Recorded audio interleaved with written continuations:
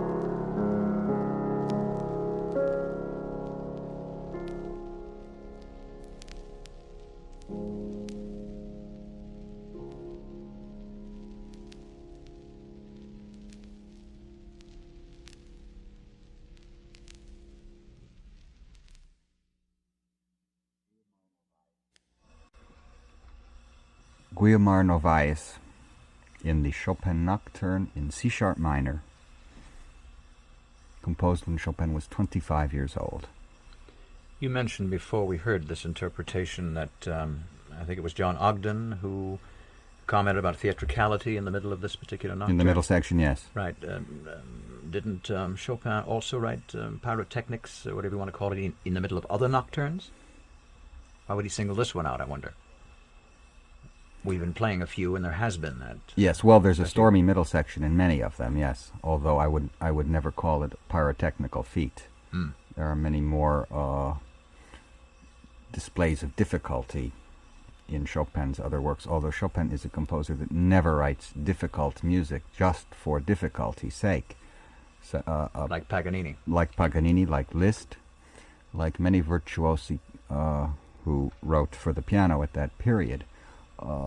Never is the technique of the instrument the thing, always the music. However, Chopin's music is technically very difficult. The C-sharp minor nocturne is difficult in another sense. The touch, the phrasing and the mood, and one can sweat over that far more than a cadenza of virtuoso caliber. Let's hear this magnificent work in a performance by Rubinstein.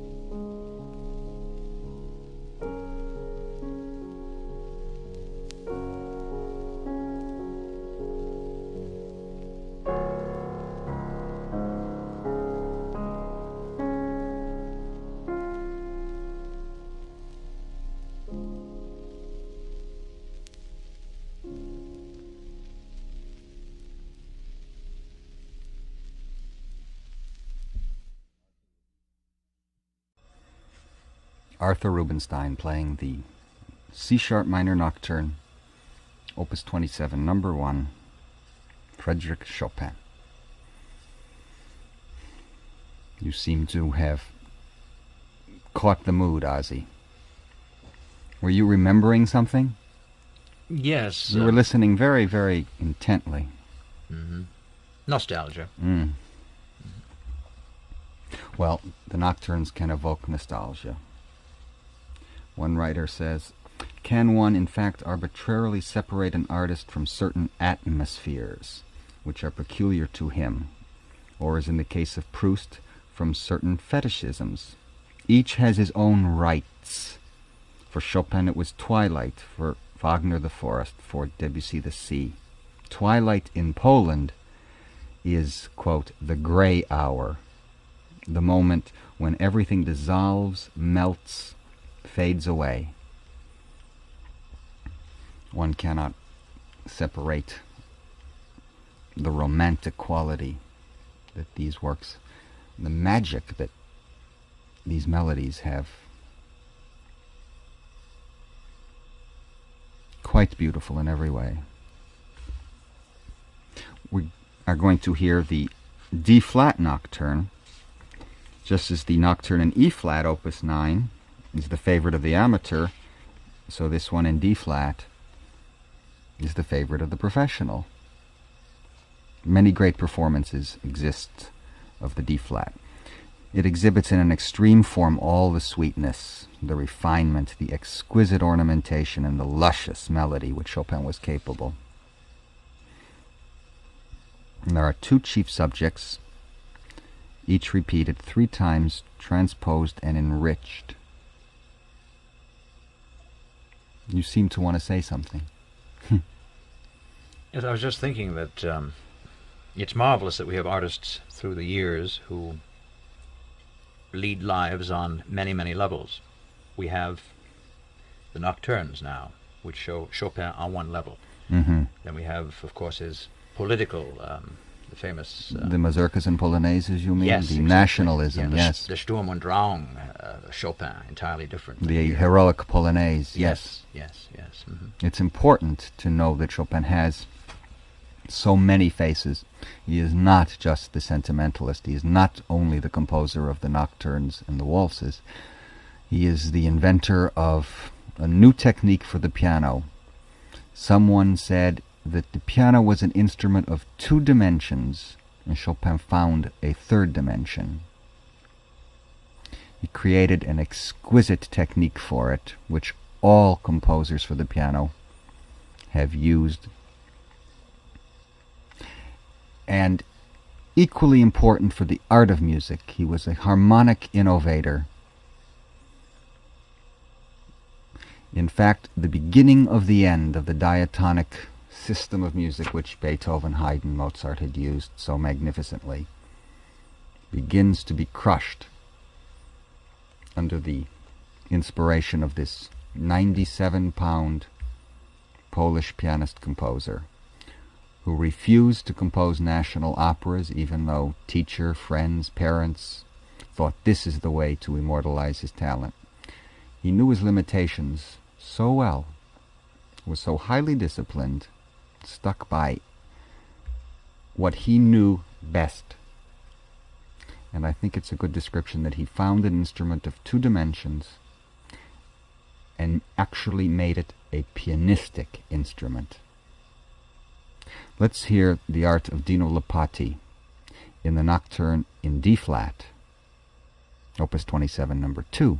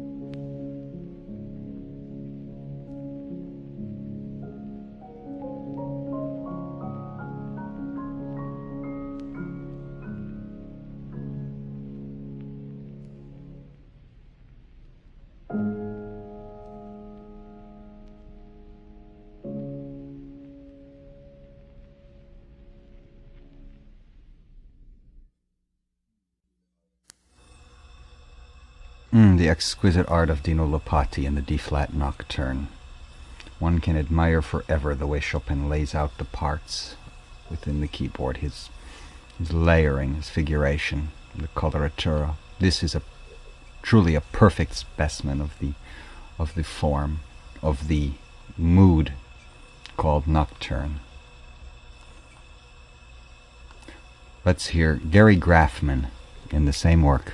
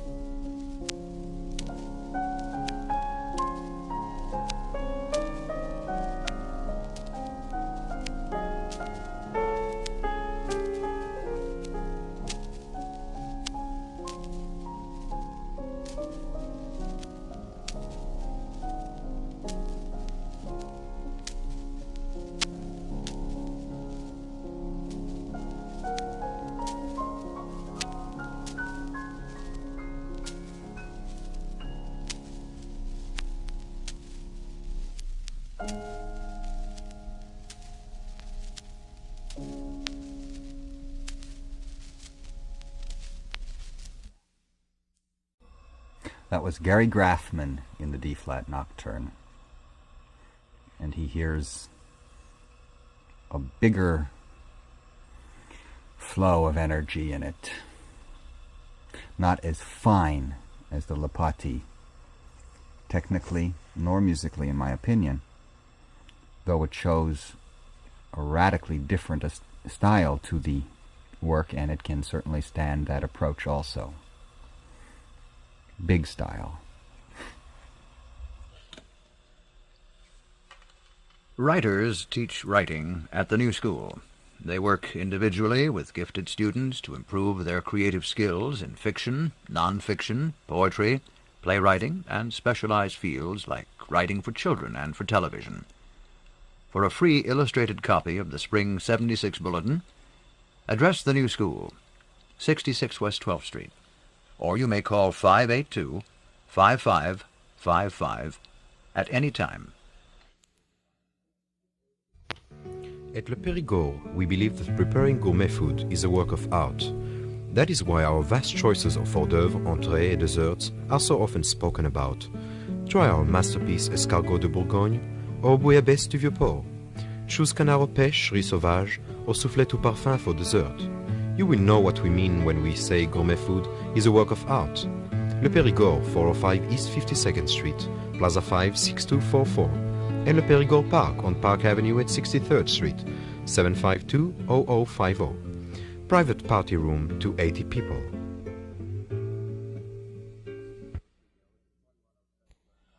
Letty Photo Studios at 2107 Bergen Line Avenue, Union City says, don't let drug abuse help solve your problems, or you may find drug abuse the problem of your life. This message from Letty Photo Studios for complete wedding photography, commercial engagements, also family groups. Call for further information, 865-2363. Letty Photo Studios, 2107 Bergen Line Avenue in Union City. One more version of the D-flat Nocturne.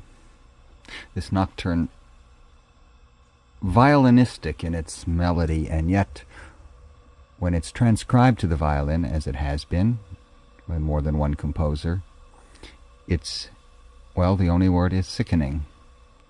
Chopin's music is so within the heart of the instrument that to take it out of it instantly ruins it. We now hear the D-flat Nocturne with Joseph Hoffman.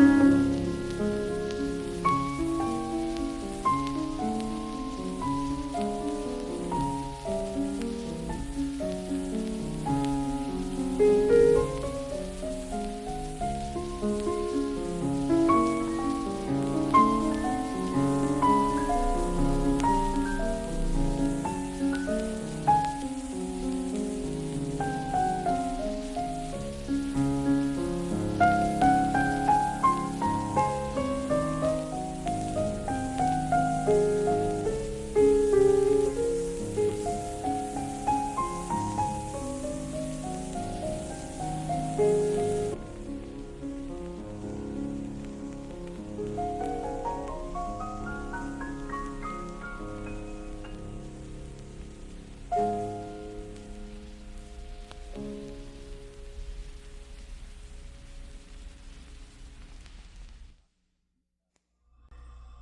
Nocturne in D-flat major from a 1935 recording session with Joseph Hoffman. Well, we've heard 3 versions of that, and I will read what Friedrich Niecks, Chopin's English biographer around the 1880s, a 2-volume set out of print, but the first important English biography of Chopin. Anyway, he writes, "Nothing of this work, nothing can equal the finish and delicacy of execution, the flow of gentle feeling lightly rippled by melancholy, and spreading out here and there in smooth expansiveness. But all this sweetness enervates. There is poison in it.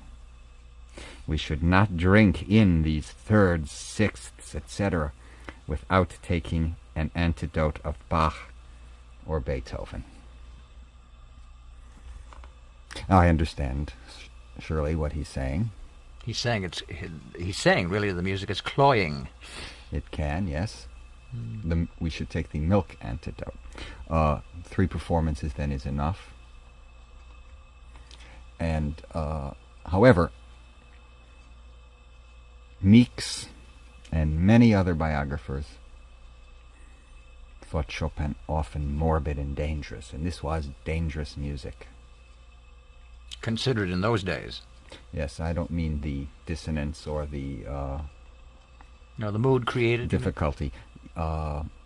This also had to do a great deal with much bad playing, and as I was saying, it's certainly always up to the performer never to go overboard, especially in works such as the nocturnes.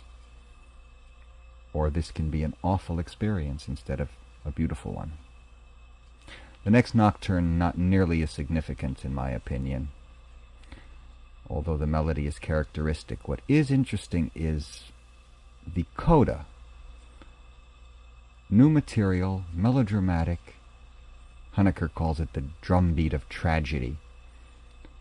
All of a sudden, this gentle melody, which the nocturne is in the opening, becomes an impassioned, almost Lisztian little section. I think this is what's most interesting about the next nocturne in B major. Let's hear Alexis Weisenberg.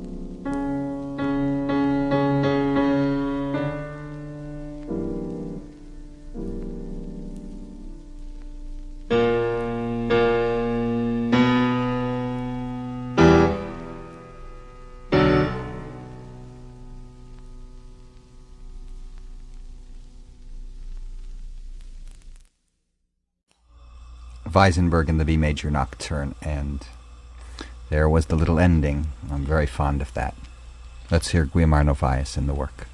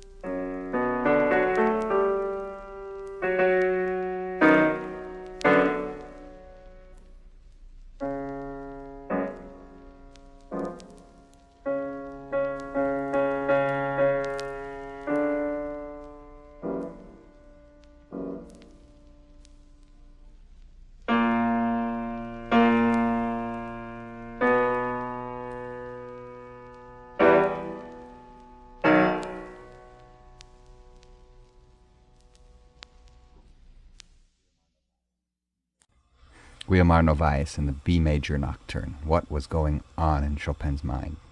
Perhaps he was trying to save a commonplace piece. Anyway, its most interesting last bars.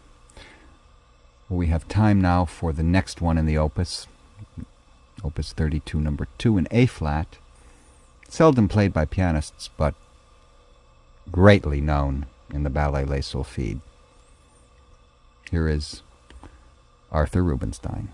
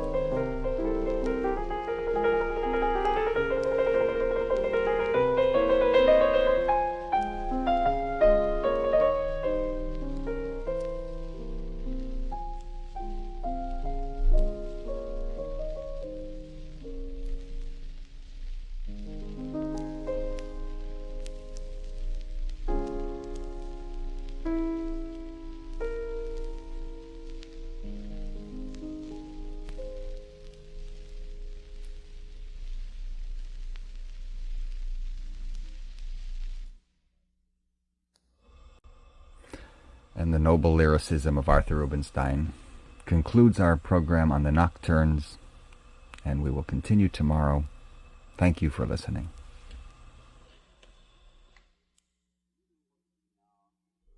Do you know what to do now to avert a disaster if a fire starts in your home? Do you realize that you can actually make a profit from your trash? Do you know how to save money on telephone toll charges, on college costs, on auto repairs? Do you know what may be the most surprising handicap in seeking a job these days? Did you know that the Yellow Pages sometimes help unscrupulous businessmen take advantage of you? These questions and many more are answered clearly and concisely in a beautiful 248-page paperback book that you can get free. That's right, free, just by subscribing to the National Observer now. This book can save you hundreds, even thousands of dollars, and will surely become a reference source you'll want to consult over and over again.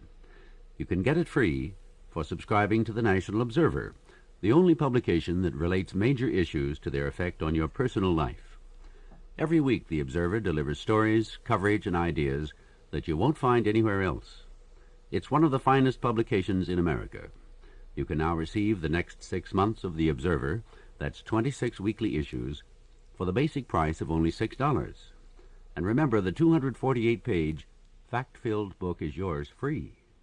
It's an unbelievable offer, but we want you to see for yourself what an excellent publication the National Observer is.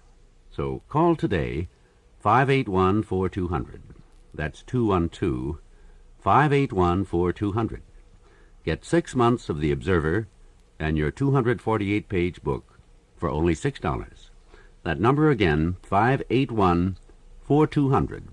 Out of town, call collect. There's a little piece of France in New York which rests under the Statue of Liberty, and you don't have to travel by boat to get there. You see, not many people know there are 2 Statues of Liberty here in New York. The one we're talking about is on the rooftop of a building on 64th, just off Broadway. You can see it clearly from Lincoln Center. And that piece of France we mentioned is the Liberty Cafe. Inside, you may choose one of the charming little rooms where you can feast on some perfectly French omelettes and crepes, delicious salads and sandwiches, combinations of ice creams and confections. Or you may climb the stairs to the balcony, or sit at the fountain. The Liberty Cafe is a short stroll from Lincoln Center, the very nicest place for a matinee lunch. Lunch, dinner, and late supper are served every day from noon to midnight. You may telephone 877-1119 for reservations, and you'll find the Liberty on 64th, just off Broadway, just below the Statue of Liberty. The American Symphony. Come and hear the only self-governing major orchestra in this country, under its music director, Katsuyoshi Akiyama, on Sunday, January 25th, 3 p.m. at Carnegie Hall. Hear Morton Gould's festive music for orchestra, Tchaikovsky's Piano Concerto No. 1, featuring the brilliant and exciting pianist Judith Berganger in her New York debut, Ein Heldenleben by Richard Strauss, with ASO's concertmaster Robert Roudier playing the solo violin part. That'll close the concert for the evening. Join the ASO on Sunday, January 25th, 3 p.m. For remaining tickets from $6 to $2, call the Carnegie Hall box office, and that number is circle 77459. You are listening to WNCN, New York.